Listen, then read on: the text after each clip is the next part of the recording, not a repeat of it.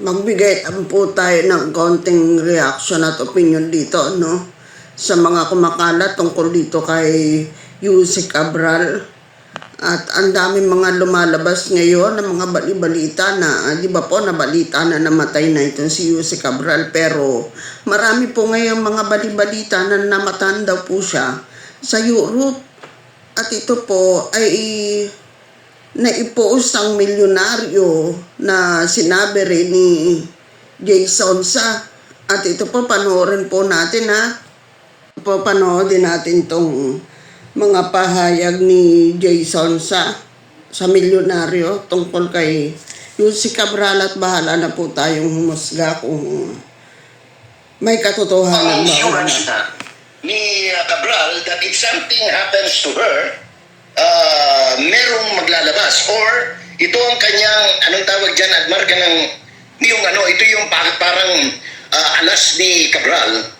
Kaya nga hindi siya magalaw-galaw. Kaya iba-iba ang kwento. Merong inihulog, merong ibang nakita. Ngayon may mga lumalabas naman that she was spotted in Europe, no?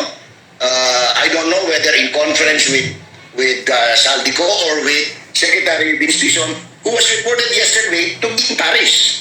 Ito po, bahala na tayong humusga at kung maniniwala kayo o hindi sa sitwasyon ba naman ni Yusek Cabral. Ang taas-taas ng antas mo sa buhay, ang taas ng pinag-aralan mo, ganun-ganun na lang, basta-basta ka na lang magpapakamatay at tatalon sa bangin. Siguro naman hindi.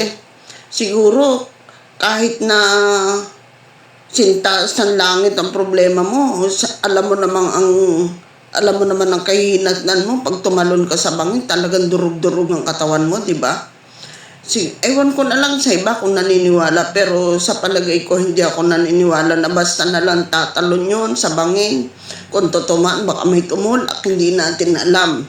Pero eto nga, may lumalabas na mga balibalita na hindi naman siya talaga totoong namatay, kundi andoon sa Europe.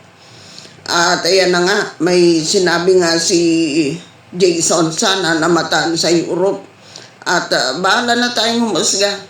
Basta ako talagang malabong aking paniniwala na ganun-ganun na lang.